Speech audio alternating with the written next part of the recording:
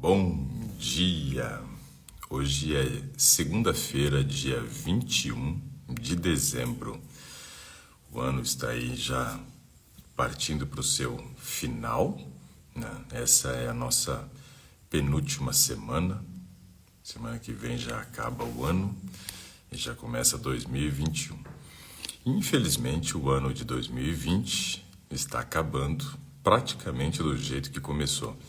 No mês de janeiro, nós tivemos notícia de um novo vírus que circulava na China.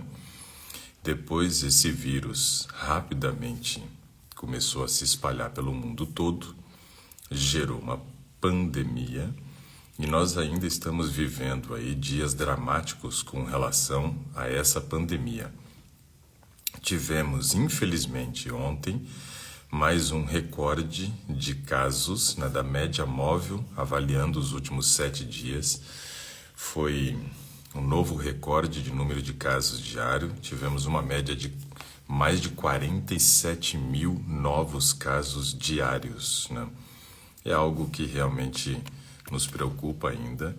Estamos longe, né, de ter a vacina sendo trazida, né, para toda a população. Disseram que no ano de 2022 é quando eles vão terminar de vacinar toda a população brasileira. Cada pessoa tem que receber 2 doses do imunizante. Não sabemos por quanto tempo a pessoa vai ficar imunizada, né, contra esse vírus. E ainda temos uma nova variante, né, uma nova cepa do vírus que está circulando no Reino Unido. E segundo Boris Johnson, que é o primeiro-ministro da Inglaterra, nós temos hoje essa nova cepa que ela é 70% mais disseminável do que a antiga cepa. Os países estão fechando as suas fronteiras, né, para não receber voos, né, do Reino Unido. Por exemplo, a Bélgica, a Holanda, a Irlanda, o Chile.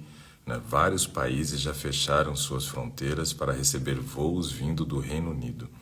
Os países, a França também, os países que são mais próximos ali, como França, Holanda, fecharam também, né, os portos, não estão recebendo navios vindo do Reino Unido e nem mesmo trens, né, porque nós temos lá o trem que sai da Inglaterra e vai para a França, e esse também está fechado. Ou seja, o país está isolado, né? E está tentando fazer o combate aí dessa nova cepa que apareceu do vírus. Coisa muito complicada, né? Nós temos aí uma variação do vírus, né? Parece que na África também existe uma nova variação desse vírus, né? Já sofreu mutação e está circulando na África também uma nova variação. Agora a pergunta é a seguinte: se o imunizante, né, se as vacinas que foram desenvolvidas, se elas vão servir ou não para esta nova variação do vírus, né? Essa é a pergunta de $1 milhão, como dizem, né?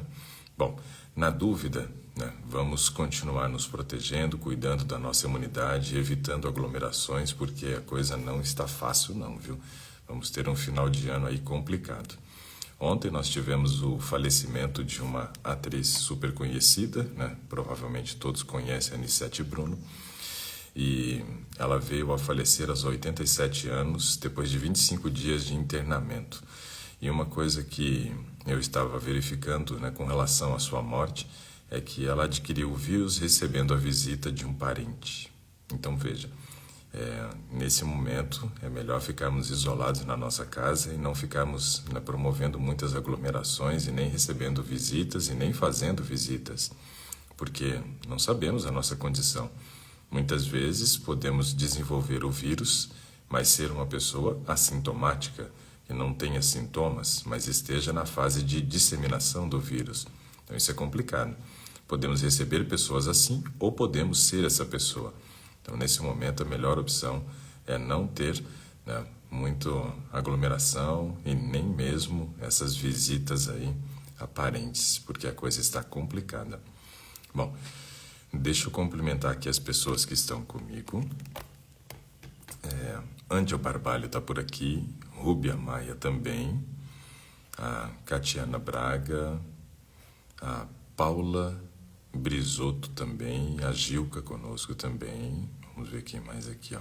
A Beatriz Souza, a Márcia Pereira também conosco, Nina Pix, o Jay Cobra também conosco, a Pati Sous, Márcia Negrão também, legal, vamos ver quem mais. Josenilda também aqui conosco, a Marília Tomazini também, Aldeir 9 conosco. A Rubia Maia pergunta: como faço para aumentar a ferritina através dos alimentos? Ferritina é uma forma que nós temos de fazer estoque de ferro no organismo. Então eu tenho que pensar o seguinte: o ferro está presente em grande concentração em 3 tipos de alimentos, né? Os vegetais verdes escuros, todos eles têm muito ferro. O gergelim e o girassol são fontes de ferro.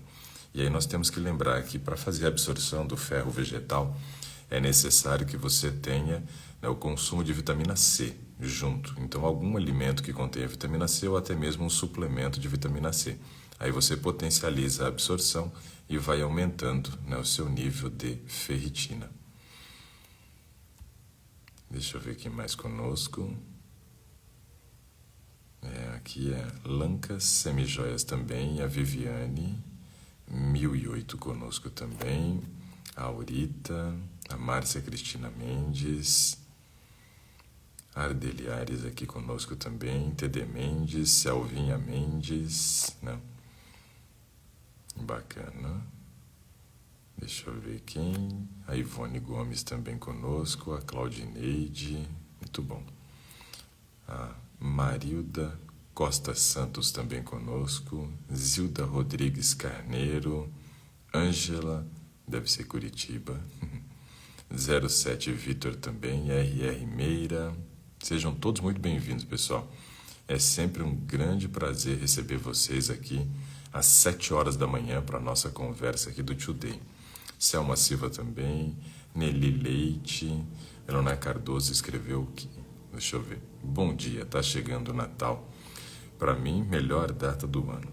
Depois de um ano de infarto, estou bem, graças a Deus. Ano passado, 25/12/19, estava saindo do hospital. Deus é fiel. Pois é. Que mudança, né, Elona? Impressionante como que Deus fez uma obra maravilhosa na tua vida nesse ano. Fantástico, né? Deus seja louvado por isso. E está chegando o Natal, quinta-feira, sexta-feira, né? A Mônica Marinho aqui conosco também, a Sandra dos Santos, legal, Liher também conosco, Betelgeuse Kids também, Betelgeuse, a Dice Rodrigues também aqui, SS Sueli, Olímpia Muniz. A Beatriz Souza diz assim: bom dia, doutor, não me encontro o magnésio de malato de 500, só de 550, é seguro também? Sim, também, dá na mesma, muda muito pouco a dosagem, pode utilizar esse. Lembrando que magnésio de malato tem que ser tomado no intervalo das refeições ou à noite, antes de dormir, tá? Não vai me tomar junto com a refeição que vai prejudicar a absorção do cálcio. O Marcelo Cunha Rocha conosco também, a Nazaré também conosco, a Larissa Cadenas também conosco, Iva Amiga também, a Luzineide da Costa também, desejando uma semana abençoada para todos, amém. O Roque Barros também aqui conosco, Betelgeuse aqui Kids também deseja um bom dia a todos, muito bom. Marcela Tome conosco também, Clodô Oliveira Márcia Helena também conosco, Dulcineia Tobias Borges, Márcia Munari Moleiro conosco também, o Tiago Costa, bacana, ó, que legal, estamos bastante homem hoje por aqui, Leia Paixão, Romélia Oliveiras, é isso mesmo, Maria Aparecida Botan, Andréia Moraes, Edilene conosco também, Elida Leão, a Glória, muito bom. Lucijatki, Tami, muito bom. Moni Eva também, bacana. Pessoal, sejam bem-vindos. Quem quiser participar, já escreve aí, para eu já poder convidar você e a gente começar nosso bate-papo já. Já são 7 horas e 11 minutos. A Edilene escreveu aqui, deixa eu ver. Amando meus cursos, obrigada por sua dedicação e honestidade. Que isso, pra gente é um prazer oferecer esse conteúdo para vocês. A Emília, ainda vou aprender a falar esse nome rápido. Auiagui. Auiagui. Bom dia, doutor Ricardo. Meu pai está tomando Digelive. O uso pode ser contínuo? Pode. Esse pode sim, porque eles são somente enzimas, Emília. Então é tranquilo, pode fazer o uso sem problema. A Leonice Félix também. Por aqui, bom dia, já estava preocupado pensando que não ia ter hoje. Ué, mas eu comecei 7 horas em ponto hoje. Eu já estava por aqui antes das 7, esperei das 7 horas certinho para poder começar. A Josenilda pede oração por quem trabalha na área de saúde. Não está sendo fácil. Entendo. Eu fiquei muito preocupado quando disseram que os profissionais, né, de saúde seriam convocados para poder atuar em hospital. Até recebi um e-mail do CRN, né, falando sobre isso. Eu nem abri direito, só dei uma olhada por cima assim, não li não, porque vai que era uma convocação. Eu falei, tô fora. Eu tenho asma, tenho que ficar quietinho fazendo meu trabalho de longe aqui. Verenice Santos Rodrigues, Ana Paula 82, né? Leila Jatke também aqui conosco, Crislin, Yasmerino, Janete conosco também. Deixa eu ver aqui, a Alice escreve, ó. Estou com anemia e a médica passou Mirafer, 400 miligramas, meia hora antes do almoço. Mas não passou vitamina C. Qual vitamina C posso tomar e que horário? Então, Alice, meia hora eu acho pouco para tomar ferro. Pouco tempo. O ideal seria ir 2 horas antes, né? No mínimo 1 hora. Acho que meia hora antes é muito pouco. E com relação à vitamina C, quando a gente fala desse tipo de suplemento, Alice, não é necessário tomar junto com a vitamina C. Esse já é um ferro que é biodisponível. A gente precisa da vitamina C quando a gente vai fazer o uso do ferro vegetal. Ele não está numa forma disponível e aí ele precisa ser convertido numa forma disponível. E a vitamina C é quem faz isso no nosso intestino. Então absorve junto vitamina C com ferro. Mas quando a gente pensa em suplementos, esses suplementos eles já vêm na forma disponível. Então não é necessário tomar vitamina C junto com o ferro.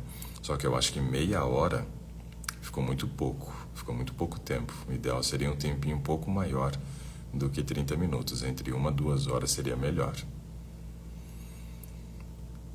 Ana Leandro também aqui conosco. Aldeci Maria. Então, Aldeci Maria, né? Conosco também. Quem mais está por aqui? A Jane Enzo também aqui. A Olímpia Muniz Carvalho diz assim: bom dia, doutor Ricardo, quero participar para mostrar alguns exames. Opa, achei alguém querendo participar. Vou te chamar então, Olímpia, e vamos ver se a gente consegue conversar contigo. A Giane Almeida diz assim: eu durmo bem à noite e continuo com sono durante o dia. O que pode estar acontecendo? Bom, tem que ver se realmente você está dormindo bem, porque assim, às vezes nós dormimos a quantidade de horas suficiente, porém não com a qualidade de sono que precisamos. Aí o ideal é que a gente faça uma polissonografia para poder avaliar como é que está a nossa qualidade de sono. Olímpia Muniz de Carvalho, chamando você. Vamos ver aqui. Cliquei no lugar errado. Transmitir ao vivo. convite feito. Vamos ver se conseguimos falar com Olímpia Muniz de Carvalho. Aguardando. Enquanto isso, eu vou vendo mensagens aqui. A Sandra Rocha conosco também. Bom dia. Opa, deu certo. Bom dia. Sempre dá certo. Não, Bom dia. às vezes não dá, infelizmente. É verdade. A minha dificuldade aqui é só não colocar certinho aqui para eu ficar visível. Não, tá tranquilo. Isso é de menos. Olímpia Muniz de Carvalho, esse é o nome completo? Não, meu nome é Maria Olímpia Muniz de Carvalho. Então tem um Maria que tá faltando ali. Tem. Mas tá bom. Tá falando de onde, Maria? Eu falo de Barra Mansa, Rio de Janeiro. Lugar onde menos tem estresse no mundo, né? Todo mundo manso, não é? Todo mundo manso, tranquilo. Barra Mansa, todo mundo tranquilo. É bom. Nasci aqui, então é bom. Legal, bacana. Vamos lá, então, o que você tem de exames? Vamos dar uma olhada. Então, eu tenho exame de sangue, né? Uhum. Eu fiz agora há pouco tempo também uma mamografia, né? Fiz exames também ginecológico e fiz também uma densitometria óssea. Opa, vamos lá então. E o que acontece? Eu levei para o meu médico, né? E ele disse para mim que eu tô com osteoporose. Ixi. Na lombar. Oi? Não é nem osteopenia, já é osteoporose mesmo? Não, osteopenia eu tinha há 1 ano atrás, né? E agora é osteoporose. E eu tô na lombar, no braço, né? Numa região do braço e na perna. E na coluna também. Todos esses 3 deu osteoporose? Bem, ela disse, né? Eu também não assim, eu não olhei, mas ela me falou que deu nos 3 lugares, nos 4 lugares, né? Lombar e coluna é a mesma coisa ali. Uma região da na coluna. Lombar. Eu acredito que sim. Aqui, ó, coluna lombar. Sim. Tá, densidade mineral óssea 0,863. Sim, e a parte do diagnóstico embaixo? Diagnóstico. É nessa mesma página. Ele vem escrito se tá com osteopenia ou osteoporose. Aqui, ó. De acordo com os critérios da OMS, o estudo é compatível com osteoporose para os sítios avaliados. Então, osteoporose, ok. Essa daí é a parte da coluna lombar, né? Aí depois vem os outros aqui. Mas aqui tem, ó, o colo do fêmur direito e tem o antebraço esquerdo. O antebraço mede no rádio, que é o osso do antebraço. E aí o que deu neles? Então, nesse antebraço deu densidade mineral óssea 0,80.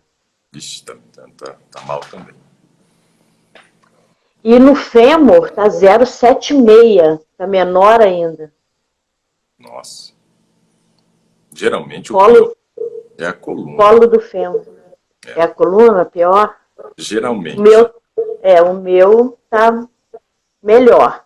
Eu sinto muitas dores, assim, nessa região mesmo da lombar aqui, eu sinto muitas dores.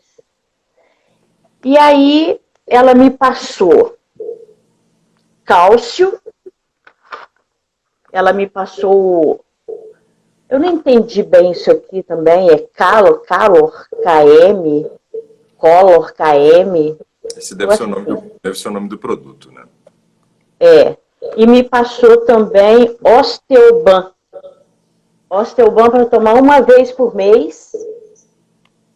E esse cálcio que eu tenho, ela falou que eu tenho que tomar os 2 juntos. E o cálcio é de quantos miligramas? Então, esse cálcio aqui, 920 miligramas. Uau, alto. Tem magnésio? Tem 260 miligramas. Muito pouco. Para essa quantidade de cálcio, de 950, deveria ter pelo menos uns 400 de magnésio. Porque para ocorrer a absorção intestinal, o ideal é que a gente tenha 2 de cálcio e 1 de magnésio. Essa daí é a proporção, 2 para 1. Então, por exemplo, se fosse 800, seria 400 de outro. Se fosse 400, seria 200. Se fosse 1.000, seria 500. Aí, no caso, não está nessa proporção de 2 para 1. Né? Não. São bem diferentes, bem E diferentes. a vitamina D é 1000 I e a vitamina K 120. Tá. Não é ruim em termos de ter a vitamina D, ter vitamina K, porém essa dosagem de magnésio é pequena para promover a melhor absorção. Eu acho que aí Então, no caso, nesse caso, então, teria que procurar um que tivesse essa mesma proporção. Ou você comprar o magnésio que falta para poder complementar. Né? Mais 200 de magnésio, por exemplo, já seria o suficiente. Aí era só tomar. Eu poderia manipular 200 de magnésio? Pode manipular, mas talvez você até encontre no mercado já magnésio de 200 miligramas. Então, deixa eu anotar aqui. Aí você teria a proporção ideal, né? De 2 para 1, mais ou menos. Né? Tá, mas essa de 920 aqui, esse cálcio 920, o senhor falou que está muito, mas não está bom? É que normalmente, né, se usa dosagens menores. A nossa necessidade é de 400, mas como ela quer te ajudar e recuperar mais rápido essa massa óssea, então ela colocou uma dosagem alta. Só que essa quantidade de vitamina D também não vai ser o suficiente. Você vai ter que tomar mais vitamina D além dessa que já vem com... Não, aí é o que eu vou falar para o senhor, que eu fiz a vitamina D, minha vitamina D deu 22, e o médico me passou 400 UI. 400. Aí, eu falei para ele assim que 400 UI eu achava pouco, porque eu já tinha ouvido, né, o senhor falar aí algumas coisas de vitamina.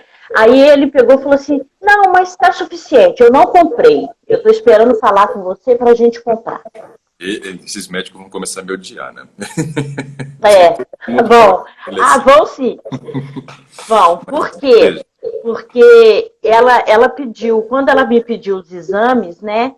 Eu peguei e falei assim, mas eu queria fazer exame de ferro, vitamina B12, homocisteína, essas coisas assim. Mas para que você quer fazer isso? Eu não sei o que. Eu falei, não, mas eu preciso fazer esses exames. Aí ela não entendeu nada. Fala mal dos médicos. Mas eu não falei nada, não. Só falei que eu queria fazer. Ela falou, então tá bom, eu vou passar aqui para você. Mas, tudo bem. Que bom que fez. Bom, então deixa eu explicar essa questão dos 400 UI aí. Nós temos uma orientação. Essa orientação é baseada, né, nas DRIs. O que são essas DRIs? Traduzindo para o português, a ingesta diária recomendada. Então, nós temos uma quantidade estabelecida, né, de valores, né, mínimos, que devem ser supridos de vitaminas e minerais. Por exemplo, quando a gente olha para o cálcio, nas DRIs é 400 miligramas. Né? Se a gente olhar para a vitamina D, é 400 UI, né, que é o recomendado de vitamina D diário. Só que aí a gente tem que lembrar o seguinte, eu não tenho taxa absortiva de 100%. Esse é um aspecto que é muito pouco trabalhado e muito pouco comentado quando a gente fala a respeito de taxa de digestibilidade em ser humano, porque não é feito ensaio de digestibilidade. Agora, quando eu fiz zootecnia, e isso me ajudou a aprender muita coisa, que foi o seguinte, lá nós fazíamos um ensaio de digestibilidade, onde você oferece no coxo a comida para a vaca ou, né, para um outro animal, e você coleta depois 100% das fezes daquele animal, né, sabendo exatamente quanto que ele consumiu, você vai analisar as fezes e vai comparar quanto que ele ingeriu, quanto que ele eliminou. E aí eu consigo determinar exatamente quanto que ele aproveitou daquilo que foi oferecido. Então, esses ensaios de digestibilidade que é feito com os animais faz com que a gente consiga otimizar a alimentação do animal de tal forma que eu ofereça exatamente o que ele precisa com a menor quantidade de sobra possível. Isso para poder reduzir custos, né, na questão da alimentação do animal. Agora, com relação ao ser humano, é a mesma coisa. Se nós tivéssemos uma taxa absortiva de 100% do que ingeríamos, teria uma coisa que nós não precisaríamos fazer na nossa vida: ir ao banheiro para evacuar. Se nós evacuamos, é porque ali tem perdas, né? O que está sendo evacuado, além das fibras que nós não absorvemos, você tem gordura, você tem proteína, você tem carboidrato, você tem vitaminas, você tem minerais que está sendo eliminado nas fezes que não foram absorvidos. Nossa taxa de absorção não é de 100%. Além do que, em condições normais, né, onde você tem um trânsito intestinal normal e você não tem nenhuma doença intestinal, você não absorve 100%. Ainda mais quando você tem alterações, por exemplo, um cálculo na vesícula, e aí vai alterar o trânsito intestinal. Quando você tem uma doença inflamatória intestinal, como uma doença de Crohn, uma retocolite ulcerativa, né, ou seja, problemas gastrointestinais interferem na velocidade do trânsito intestinal, e isso interfere na taxa absortiva. Então, eu não conheço nada a respeito da taxa absortiva do ser humano, porque não existe pesquisa, mas que não absorvemos 100%, isso é um fato, senão não faríamos, né, fezes, não defecaríamos. Então, não tenho taxa absortiva de 100%. Então, como é que eu vou trabalhar com, eu preciso de 400, eu vou oferecer 400 e isso vai fazer com que eu supra 100% da necessidade? De maneira nenhuma. Eu preciso trabalhar justamente com doses mais altas para que eu tenha a possibilidade de absorver mais e fazer as correções. No caso 400 UI, é a necessidade diária. Você está numa taxa de insuficiência de vitamina D. Deu 22, como você comentou.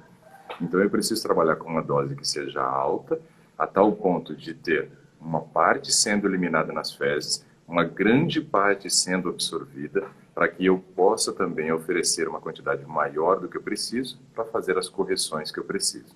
Então, é assim que funciona. Então, a gente tem que parar e pensar nisso. É meio que uma questão de lógica, né?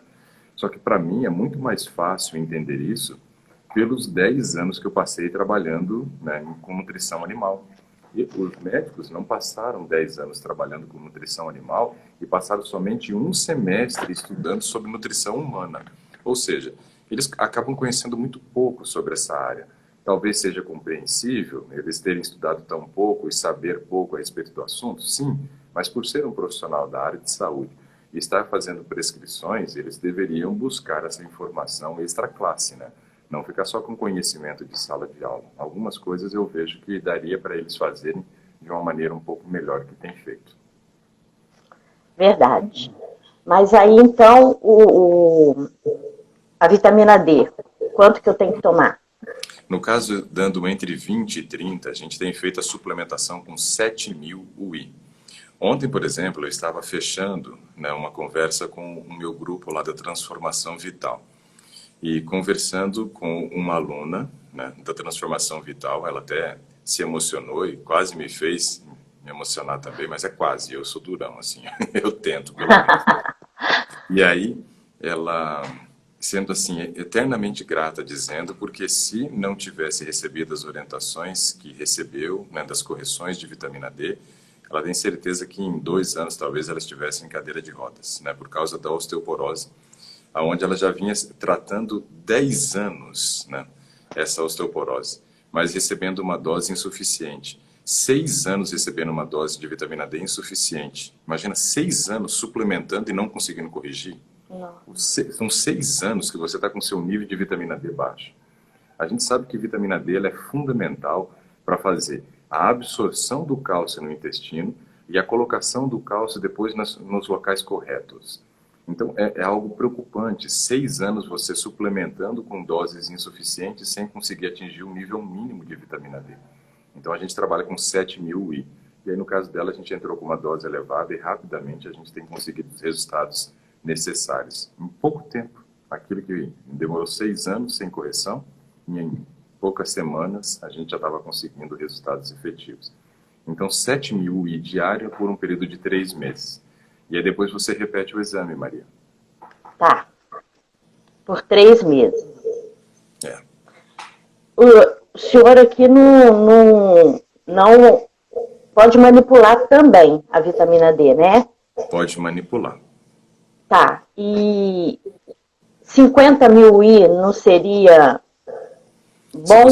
Se você tomar 50 mil I, uma vez na semana, você vai Isso. dividir os 50 por 7, vai dar a média de 7 mil, né? Porque 7 vezes 7 é 49. Então, uma cápsula de 50 mil I por semana já seria o suficiente para o teu caso. Então, eu já estou tomando, tá? Beleza. Porque eu já mandei fazer, estou tomando uma por semana. Já tomei essa semana que passou. Então, veja que legal. Então, tá bom. Vocês, com o conhecimento que estão adquirindo aqui, vocês estão ganhando uma certa autonomia, onde vocês já sabem o que devem fazer. E isso, para mim, é fantástico. Porque, querendo ou não, eu não tenho condições de atender todos, né? Colocar na minha agenda um atendimento nutricional específico, se vocês quisessem. Mas o que me interessa é que vocês tenham conhecimento. Porque o conhecimento é a base para você fazer melhores escolhas, né? Então é muito legal perceber que você, já olhando o teu exame, já conseguiu identificar, já sabe o valor que tem que tomar, já se adiantou antes mesmo da conversa. Então, assim, fantástico. Eu fico muito feliz com isso. E isso tudo eu agradeço ao senhor, porque eu não sabia nada disso. Mas agora eu estou aprendendo. Pois é. Então, agora vamos. Agora vamos na ferritina. 173,1. Tá muito bom. Tá excelente. Tá bom? Ferro sérico, 97. Excelente também. Agora a homocisteína, que eu estava assim querendo saber o que era a homocisteína. Eu explico mais uma vez. Essa homocisteína eu achei assim, tá com 18,9. Tá, é bom ou ruim? É ruim esse valor, não é bom. O ideal é que, assim, a gente tem que avaliar a homocisteína baseado em alguns aspectos. O que é essa homocisteína primeiro? Quando você come proteína, você tem os aminoácidos. Os aminoácidos é como se fossem os tijolinhos, né, que vão formar as nossas proteínas. Dentre os aminoácidos, existem 20 tipos diferentes. Um desses aminoácidos específico, ele recebe o nome de metionina. Metionina. O que é essa metionina? É um aminoácido que, quando sobra na corrente sanguínea, ou seja, quando eu como muita proteína, ou quando eu tenho falta de algumas vitaminas específicas, e eu vou dizer quais, a tendência é que essa metionina seja convertida, ou seja, ela sai de metionina e vira homocisteína. Vira homocisteína. Se ela virar homocisteína, vou começar a aumentar o meu nível de homocisteína. Ou porque está sobrando proteína, ou porque está faltando uma das 3 vitaminas que eu vou citar já. Essa homocisteína é um catabólito. Quando a gente fala de catabólito, é alguma coisa que é gerada a partir da quebra de uma outra substância. Então, catabólito é a partir de quebra. Metabólito é alguma coisa que foi formado. Então, catabolismo é quebra, metabolismo é formação. Então, quando eu tenho a quebra dessa metionina, eu vou formar homocisteína. E o que essa homocisteína me indica? Quando ela vai aumentando, ela pode demonstrar que eu tenho um risco maior para desenvolver alguns problemas. Quais? Um risco maior para diabetes tipo 2, um risco maior para hipertensão arterial sistêmica, tenho também um risco maior para déficit cognitivo, ou seja, dificuldade de aprendizagem, memória fica ruim. E lá na frente, um risco maior, ou para demência ou para Alzheimer. Então não é legal a gente ficar com o nível de homocisteína elevado, né? Você falou que memória tem sido um problema. Muito. Com esse nível de homocisteína, a gente já começa a afetar bastante a memória. Então, quais seriam os índices ideais? Quando você observa, por exemplo, uma pessoa que come muita proteína de origem animal, carne, queijo, leite, ovos, existe uma tendência a um nível maior de homocisteína, um nível maior, por comer proteína de origem animal. Por quê? Porque essas proteínas de origem animais, elas são mais concentradas em metionina, ou seja, tem muita metionina. Então vai ter sobra e vai ser quebrado e vai formar homocisteína. Então, para quem come produtos de origem animal, o ideal seria que a homocisteína chegasse no máximo a 11. Mas o normal é encontrar por volta de 14, né? Mas o ideal seria no máximo 11. Agora, para quem é vegetariano, a gente já consegue encontrar níveis de homocisteína abaixo de 7. Abaixo de 7. Então veja como que realmente é interessante uma dieta vegetariana nesse aspecto, para manter um nível de homocisteína mais baixo, mostrando, olha, tenho pouca sobra e ainda estou com meus níveis de vitaminas normais. Então isso é bem interessante. E quais são essas 3 vitaminas importantes, né? As vitaminas são as seguintes. Vitamina B6, que é chamada de piridoxina. Onde que eu encontro a vitamina B6? Nos vegetais, né? Nos cereais integrais. Então, ou seja, é no reino vegetal que eu vou encontrar muita B6. Nos cereais integrais. Então, arroz integral, aveia, trigo, quinoa, amaranto, centeio, cevada. Esses alimentos aí são excelentes fontes de vitamina B6, né? Excelente, excelente. Então, quando você, por exemplo, pega lá o seu trigo, germina o trigo e faz uma salada de trigo germinado, por exemplo, riquíssimo em B6. Se você fizer um tabule de quinoa, riquíssimo em vitamina B6. Se fizer um mingau de aveia, muita vitamina B6, né? Então, assim, se a gente trabalhar esses cereais integrais, né, não vai haver falta de vitamina B6. Só que aí vem um detalhe importante. Nem todas as vitaminas o nosso corpo faz depósito. Existem as vitaminas que nós fazemos depósito e as vitaminas que não fazemos depósito. As que eu faço depósito, quais são? São as vitaminas que a gente chama de lipossolúveis. Então, a vitamina A vitamina D, que é um hormônio, mas faz depósito, a vitamina E e a vitamina K. Então, essas 4 vitaminas, que são chamadas de lipossolúveis, sendo que uma delas hoje já é chamada de hormônio, que é a vitamina D, o meu corpo consegue fazer depósitos. E depois eu tenho as vitaminas que a gente chama de hidrossolúvel, que é solúvel em água.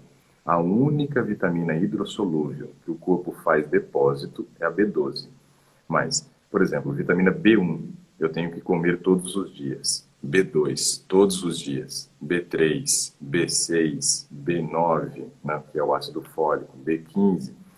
Todas essas eu preciso ingerir diariamente. Diariamente. Então, o que acontece é que, se a gente for observar o padrão de alimentação da população, é muito pobre, Maria. O povo come alimento refinado, come farinhas brancas, come arroz branco. Então, esses alimentos, eles são pobres em vitaminas do complexo B. Se perdeu no processo de refinamento. Mas perdeu quanto? 90%. Ou seja, sobrou só 10%, que é insuficiente para o nosso organismo. Então, pessoas que geralmente comem os produtos de origem animal e ainda se alimentam de alimentos refinados são os que estão com os níveis mais altos de homocisteína. Eu peguei, por exemplo, outro dia, uma paciente com homocisteína de 29. 29. Altíssimo, altíssimo, muito alto. Mas aí, qual era o padrão de alimentação? Proteína de origem animal, alimentos refinados. Então, a gente tem que ter essa observação. Esse entendimento nos dá a possibilidade de enxergar, né, coisas que nós estamos cometendo de erros e começar a fazer os ajustes de rotas, tá? Então, a vitamina B6 é uma delas. A vitamina B9, que é chamada de ácido fólico, é a segunda, que é importante o grau de observação. Essa talvez você tenha feito o exame dela. Acho que eu fiz. E aí, no caso, a vitamina B9, que é o ácido fólico, é encontrada em grande quantidade nos vegetais verdes escuros, né? Então, esses vegetais verdes escuros são fontes riquíssimas de ácido fólico. E também então, eu estou com ácido fólico 14,4. Excelente, está muito bom. Então, veja, até agora não se justifica, né, seu nível de homocisteína alto pela sua vitamina I, no caso, o ácido fólico. Comendo alimentos integrais também não tem falta de B6. E aí a B12 é a terceira vitamina importante nesse processo. E aí a B12, mas a minha B12, eu achei que ela está assim, ótima, pelo que eu vejo o senhor falando. 624. Está excelente, está excelente. Então, entendeu? Justifica-se por falta de vitaminas a sua homocisteína? Não. Então me fala um pouquinho sobre o seu padrão de alimentação. O que você tem comido aí? Então, o que eu estou comendo, o que eu como muito, vou ser sincera, é o arroz branco, porque o arroz integral, eu não sei se eu não sei fazer, eu só sei que ele não fica gostoso, entendeu? E eu não gosto muito da aparência dele, mas eu vou começar a comer. Pensa que é remédio no começo. Isso, eu vou pensar. Toma porque precisa. E outra coisa que eu como muito é o queijo. Não sou muito do leite, mas o queijo e também o ovo. Eu como muito ovo, eu gosto muito de ovo. É daí que está vindo o seu nível de homocisteína. Sua falta de vitamina B6 e a sua sobra de proteínas vindo do queijo e do ovo. Vamos entender uma coisa aqui sobre o queijo, por exemplo. Olha só. Quando você vai fazer queijo mussarela, é o mais comum, né? Então, vamos pegar ele como exemplo. Para você fazer 1 quilo de queijo mussarela, você sabe quantos litros de leite são usados? Eu acredito que uns 10 litros. 10 litros. Essa aí é a conversão. A cada 10 litros de leite, eu consigo 1 quilo de queijo. Então, quando eu estou comendo, por exemplo, queijo, vou pegar aqui, 50 gramas, tá? Uma fatia. Uma fatia ali, 50 gramas de queijo. Quando você está comendo 50 gramas de queijo, a quantidade de proteína que tem em 50 gramas de queijo é equivalente a meio litro de leite. A proteína que estaria em meio litro de leite, que eu tenho que multiplicar por 10. Tem que multiplicar por 10, porque não era 10 e virou 1? Isso. Então, 50 gramas equivale à proteína que estaria em meio litro de leite. Se você comer 100 gramas de queijo, é a mesma coisa que você está ingerindo a proteína que estaria em 1 litro de leite. Em 1 litro de leite. Então, esse é um aspecto bem importante para a gente considerar. Por quê? O queijo ele é concentrado em proteína. Concentrado. E isso nós estamos falando ainda da mussarela, que é um queijo gorduroso, né? Um queijo que tem um percentual de gordura mais alto, porque eu tenho os queijos mais magros, né? Eu tenho, por exemplo, a ricota, tenho o cottage. O queijo Minas eu como também. Então, esses queijos que têm uma concentração menor de gordura, eles têm uma concentração maior de proteína. Porque se eu estou tirando um ingrediente da fórmula, eu estou concentrando o outro. Então, esse é um aspecto importante. Os queijos magros, eles são mais concentrados em proteína porque não tem gordura, ou tem menos gordura, né? Então, veja, quanto mais magro é o queijo, entre aspas, que a gente chama, né, de magro, ele é mais concentrado em proteína. Para o nível de homocisteína é pior. É pior. Então, a gente tem que avaliar que o queijo é um alimento muito concentrado em proteína. E sem contar que agora, né, eu vi o Saúde em Pauta sobre os laticínios. Ai, meu Deus. Aí eu estava ouvindo, né, e fazendo minhas coisas aqui, meu marido falou assim para mim, nossa, se você ficar ouvindo esse médico aí, você não vai comer mais nada.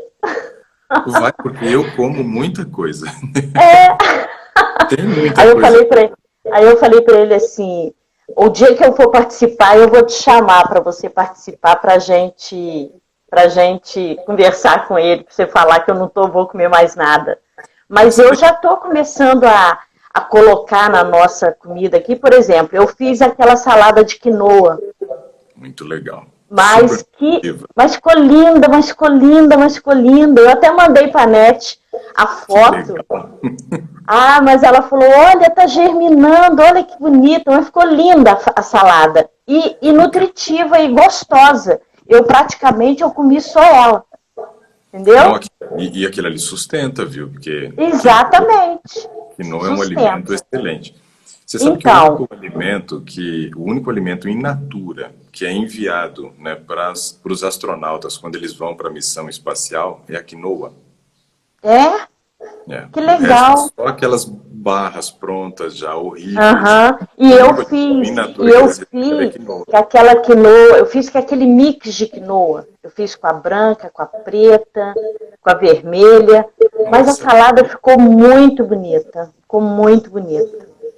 Só Pois não é. coloquei o salsão porque eu não encontrei, né? Mas eu procurei, eu gosto do salsão na salada também. Mas eu não achei. Aí eu pus outras coisas que eu tinha aqui. Ó, Pus um... a Silvana Oi? falou uma coisa interessante aqui, ó, com relação à B12 que nós estamos falando. Ela, por causa dos problemas que ela tem tido aqui, ó, na lombar, passaram 3 injeções de dexacitoneurin, né? E ela disse que está se sentindo muito mal e só usou 2 injeções. Toma a terceira, é importante. Uma coisa que as pessoas não sabem é que deficiência de vitamina B12 pode gerar dores no organismo, principalmente, né, dores com relação à parte do sistema nervoso. Então, a falta de B12 afeta muito o funcionamento do sistema nervoso. Então, é importante a gente fazer o uso, né, de B12, trazer ela para um nível, né, da correção. A sua, por exemplo, está excelente, Maria, mas se a gente for observar, a maioria da população está com B12 baixa. E a B12, ela é o quê? A B12, qual é essa vitamina que eu não conheço? Eu fiz, mas eu não sei. Para que serve a B12? A B12 ela é muito importante para vários aspectos, né? Mas os 2 principais são os seguintes. Função neurológica. Então, a B12 tem uma relação íntima com a função neurológica. Por exemplo, quando uma pessoa está com deficiência de B12, e aí se torna grave o caso, já está muito baixo, você começa a ter perceptível, né, a deficiência de B12 afetando a parte neurológica. Por exemplo, imagina que o meu celular esteja aqui assim, tá? E aí eu vou buscar o celular. Então, ele está numa certa distância, eu olho, levo a mão para pegar o celular e volto com a mão vazia. Eu erro a distância. Então, eu começo a perder a noção da distância. Isso pode ser já um caso de deficiência de B12. Quando eu vou passar na porta, por exemplo, e bato o cotovelo, bato o ombro, né, chuto a porta, bato o joelho, porque a gente começa a ter uma perda da noção de distância, né, por estar afetando a parte neurológica. Outra coisa que é normal aparecer com deficiências mais graves de vitamina B12 é o andar cambaleante. A pessoa anda meio que como se estivesse bêbado, né? Mas não está bêbado, está com falta de vitamina B12. Então começa a meio que trançar as pernas na hora de andar, perda de equilíbrio, porque está afetando a parte neurológica. E também vem as dores. Não, Pode. tipo, como é que fala quando você tem aquele negócio que você fica andando assim, sem noção, pendendo para um lado, como é que chama? Aquele do ouvido?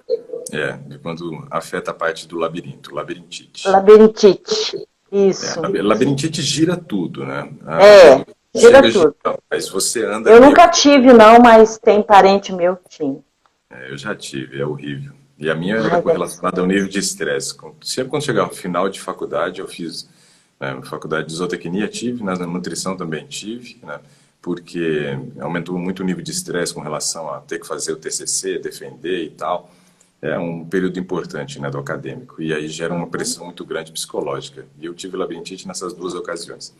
Mas veja que coisa interessante, afeta a parte neurológica, gerando dores também, às vezes nas periferias, né? Dores na parte de membros superiores, parte de membros inferiores, né? Porque está afetando o sistema nervoso. E um outro efeito colateral grave, né, da deficiência de B12 são as anemias, né? Então, deficiência de B12 também pode gerar anemia. Então, ela é muito importante para o transporte do oxigênio, para a produção de energia dentro do nosso organismo, né? Então, B12 é fundamental. B12 é vida. Então, tá bom. Então, agora vamos lá. Nós falamos da homocisteína, né? Mas esse que vive se batendo aí nos lugares vai fazer o exame. A Aline também, a Aline falou alguma coisa aí também, que ela tá com deficiência, que ela anda cambaleando. A Aline. Noção de distância e espaço, isso mesmo. Aqui, agora, tem a T4, que é a tiroxina livre. Tá 1,03. Normal. Tá. Tem agora, peraí. Eu acho que é só esse mesmo. Agora tem... eu pedi, né, a TGO e a TGP. Ok. A TGO tá 39. Ok. E a TGP tá 53. Tá tudo aí no limite, assim, superior, né? Uma até um pouquinho mais alta, né? A TGP está mais alta, né? TGO está no limite e TGP está um pouquinho mais alta. E Isso. isso daí é o seguinte, são enzimas que são produzidas no fígado. Quando elas começam a dar elevada, mostra que o nosso fígado está sofrendo já uma certa sobrecarga de trabalho. Uma das coisas que gera essa sobrecarga, muitas vezes, são os depósitos de gordura que vão ocorrendo dentro do nosso organismo. Então já é um quadro, muitas vezes, de um início de uma formação de uma esteatose hepática. Então o fígado vai ficando gorduroso. Se você fizer, por exemplo, um ultrassom de abdômen total, pode ser que você já tenha ali uma esteatose hepática grau 1, né? Ou esteja formando essa esteatose hepática ainda. Mas é importante a gente observar, então, o seguinte. O consumo de gordura aumenta, obviamente, o risco para a formação de esteatose hepática, mas pior do que a própria gordura para a esteatose é o consumo do carboidrato refinado. Então, por exemplo, aquele arroz branco. Por quê? Quando a gente come arroz branco, a gente tem que analisar como ocorre o processo de absorção intestinal. Então, eu tenho uma velocidade de absorção que é medida. Essa velocidade ela é baseada no índice glicêmico do alimento. Esse índice glicêmico ele pode ser baixo, médio ou alto. Quanto mais alto o índice glicêmico, mais rápido eu vou ter a absorção intestinal do carboidrato. Então, eu vou fazer uma curva que ela sobe demais. Quando eu tenho um alimento integral, essa curva ela é bem suave, né? Então, quando absorve rápido, eu gero uma concentração de glicose muito alta na corrente sanguínea. Essa concentração alta de glicose obriga o pâncreas a liberar grande quantidade de insulina. Aí essa insulina vai pegar essa glicose e levar para dentro das células. Só que como aumentou muito rápido, a glicose não vai para dentro da célula muscular ou para outras células, porque não tem uma demanda tão grande de glicose lá dentro. Então o fígado fala assim, ó, manda para mim que eu dou um jeito nessa glicose. O fígado recebe a glicose e transforma essa glicose em triglicerídeo, que é um tipo de gordura. E é essa gordura que vai se acumulando dentro do fígado e pode gerar esteatose hepática e essas alterações das enzimas TGO, TGP e outros mais que tem por aí. Então, se eu começar a consumir só o arroz integral, eu já não como fritura, né? Eu já não como fritura, não tomo refrigerante. E o meu problema maior é o açúcar. Pois é. E o pão também, que eu gosto muito do pão. Mas o pão eu posso comer o integral, né? O pão branco. Pode. Você pode comer tudo na versão integral. Mas uma coisa é certa. No Brasil, se a gente for observar, a população é meio que movida, não só no Brasil, né? Mas no Brasil, ela é movida a carboidrato. Nós consumimos muito carboidrato. Se a gente for observar o que a população come, de manhã, ou é cuscuz, ou é tapioca, ou é pão, né? Tudo carboidrato, né? Aí quando chega na hora do almoço, ou é o arroz, ou é a mandioca, que em algumas regiões é aipim, outras é macaxeira, né? Mas está ali, ou então é massa. E quando chega à noite, repete, ou de jejum, ou o almoço. Então, a quantidade de carboidrato que a população ingere é muito alta. Nós não podemos viver sem o carboidrato. Tem essas dietas aí low carb, tem as dietas cetogênicas, tem dieta que é chamada de no carb, que é sem carboidrato nenhum. E eu preciso do carboidrato, só que eu não preciso em uma quantidade tão grande quanto tem sido ingerido. Toda sobra de nutriente, o nosso organismo não desperdiça, Maria. Ele vai tentar aproveitar de alguma forma aquilo que sobrou. Então, veja, se sobra proteína é formada por aminoácido. Imagina, vamos quebrar o aminoácido. Amino para um lado, ácido para o outro. Amino é amônia, é tóxico. O teu organismo vai jogar isso aqui para o fígado, vai transformar isso aqui em ureia e vai eliminar na urina. Essa parte ácida que sobrou é um esqueleto de carbonos, onde tem carbono, hidrogênio e oxigênio. Carbono, hidrogênio e oxigênio são os 3 elementos químicos que estão presentes também nos carboidratos. Então, boa parte desse esqueleto de carbono que sobra dos aminoácidos é transformado em glicose. Então, vai virar carboidrato. E outra parte vai virar gordura. Então, se sobrou proteína, o corpo transforma em gordura. Se sobrou carboidrato, o corpo vai armazenar um pouco na forma de carboidrato ou vai transformar em gordura também. E se sobrar gordura, obviamente já é gordura. Então a questão é que no nosso corpo, tudo que sobra ele tenta aproveitar. Só que o problema é que nesse processo de aproveitar o que sobrou, ele transforma em gordura. Então a gente vai aumentando aí os níveis de gordura circulando no sangue, dentro do fígado, e as gorduras que vão sendo absorvidas e depositadas principalmente na região abdominal. É verdade. E eu tô com a minha região abdominal bem... Então vamos lá. A vitamina B12 eu já te passei, 624. Excelente. Agora, a vitamina D. Por quê? Porque eu tinha feito a vitamina D, tinha dado 22. E eu achei... Você, né? E eu achei que não estava bom, porque eu já tinha ouvido aí no programa uma com 22 e tal. Aí eu comecei a tomar a vitamina, a 50 mil I, né? 50 mil I.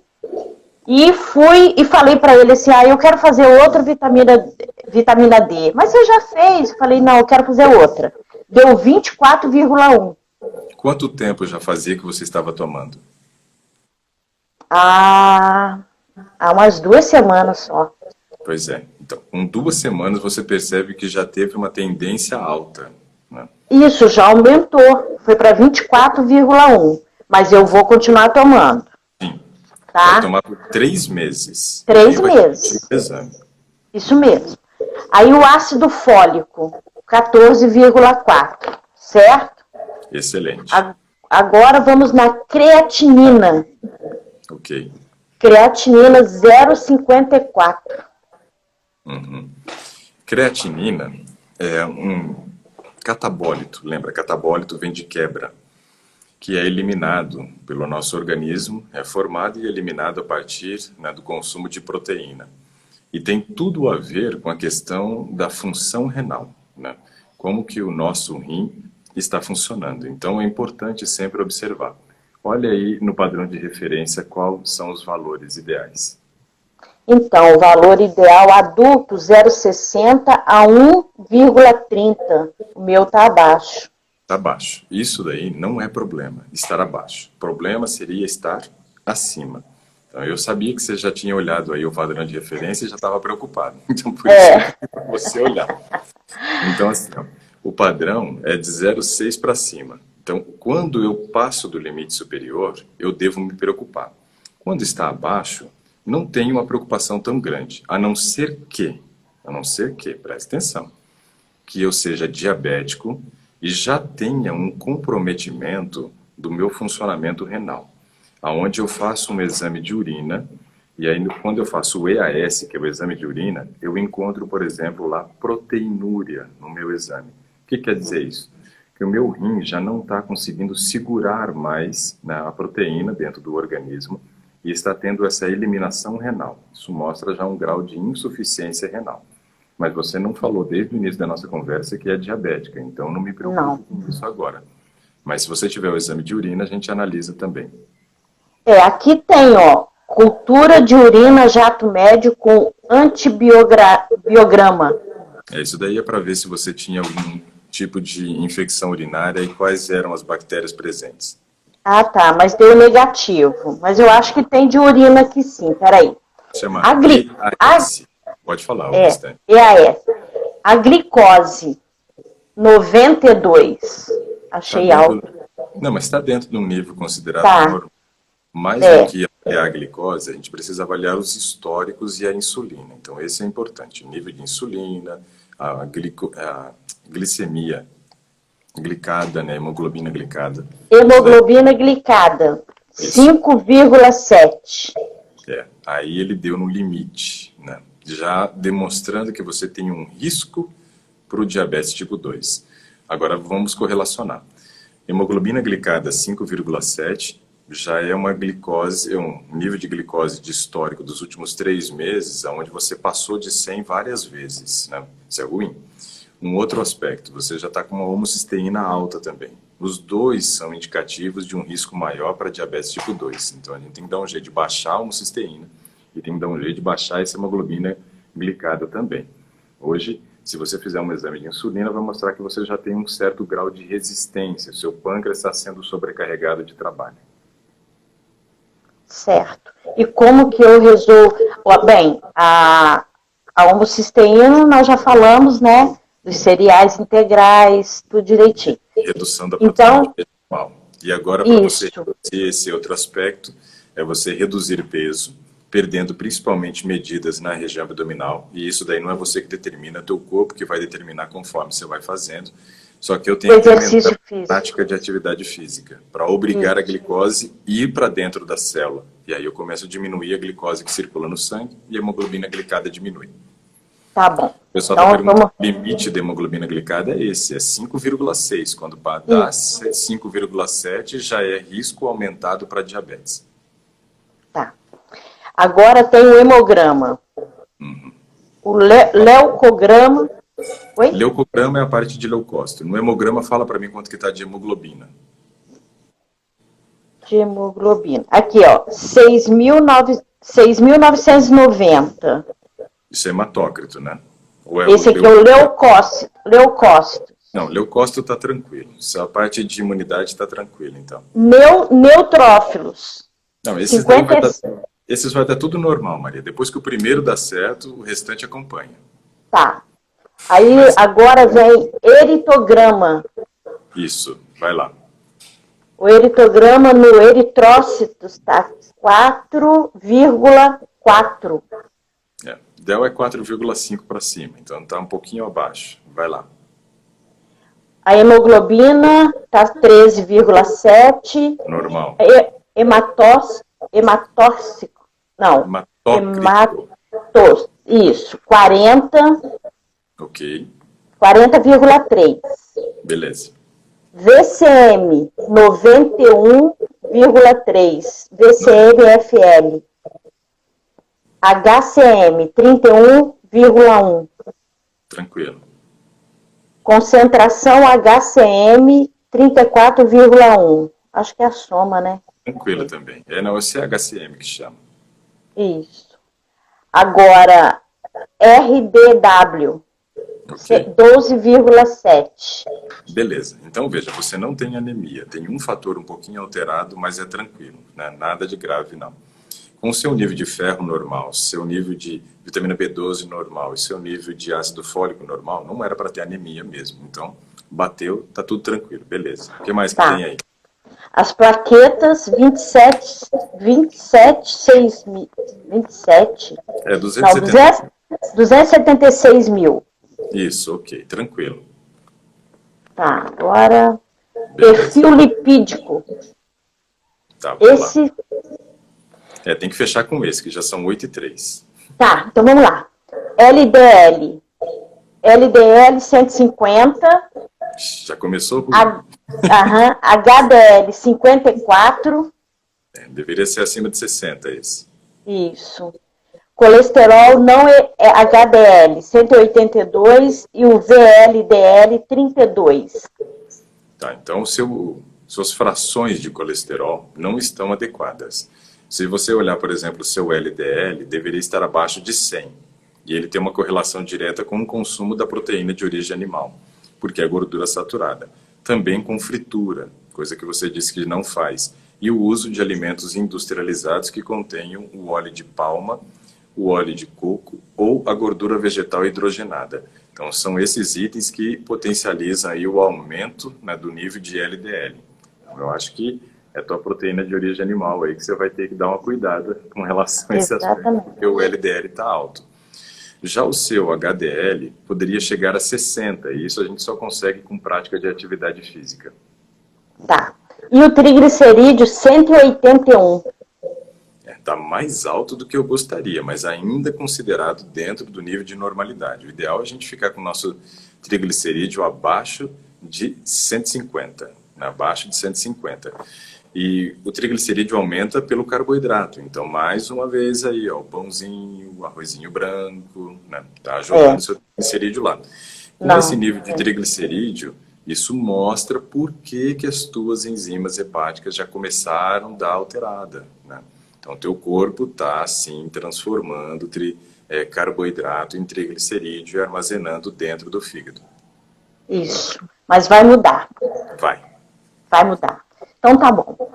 Vamos deixar então o restante para a próxima. Mas legal. Mas deu para a gente aproveitar bem o tempo. Nossa, né? Deu mesmo. O pessoal gostou da conversa aqui, disse que foi bem bacana para eles também, né? Eu achei. Nossa, eu amei também. Foi muito bom.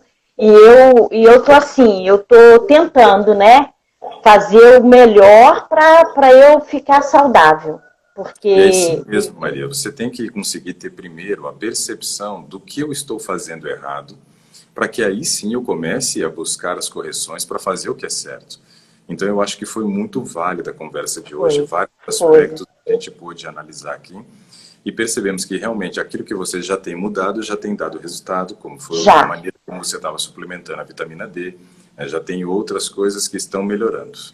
Então nós temos que trabalhar de maneira muito importante, né, nesse nível de correção da sua vitamina D, por causa do problema correlacionado à osteoporose, né, fazer ali a inclusão de mais uns 200 miligramas de magnésio para a gente poder tomar junto com o produto e aí a gente fechar ali uma distribuição correta, né, de cálcio e magnésio dentro da formulação para potencializar a absorção do cálcio e te ajudar a recuperar essa massa óssea.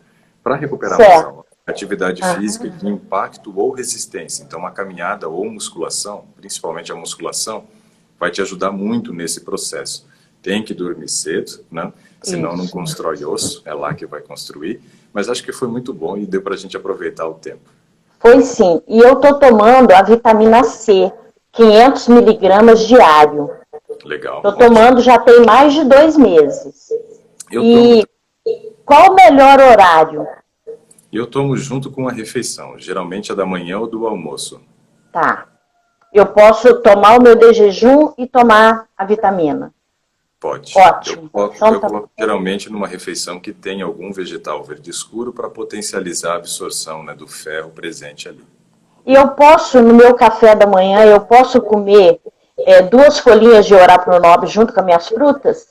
Pode, sem problema. Aí eu vou tomar a vitamina depois. Então tá bom. Muito obrigada. Muito bom, obrigado. Eu estou amando. Deus abençoe muito você e a sua família, porque você está me ajudando muito, muito, muito. Não só a mim, mas eu estou passando esse vídeo para outras pessoas que estão assim, nossa, Olímpia, que vídeo bom, eu vou acompanhar, eu vou fazer, Então, está sendo muito bom para mim. Agora você pode passar. Muito obrigada. Oi? Você pode passar a nossa conversa de hoje para as pessoas agora. Isso, olha, eu vou passar. Fui atendido por ele hoje, olha aqui as informações. Então, isso mesmo.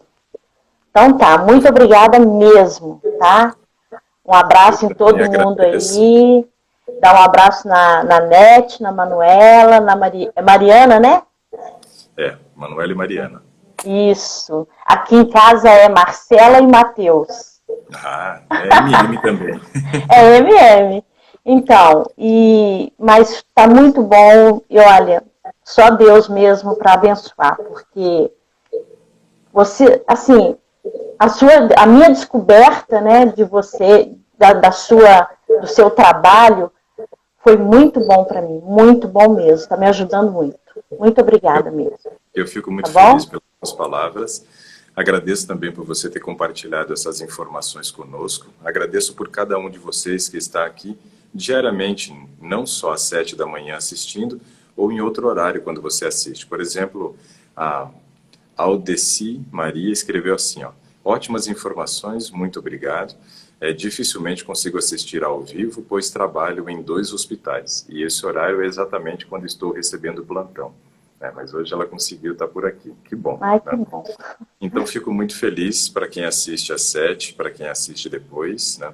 E espero que realmente a gente possa continuar contribuindo. Um grande abraço para todos vocês. Um abraço. Segunda-feira. Segunda-feira é dia de Saúde em Pauta, 20 horas, nós vamos estar ao vivo mais uma vez, só que agora no YouTube, dr.ricardo Vargas. Estarei lá. Legal. Um abraço.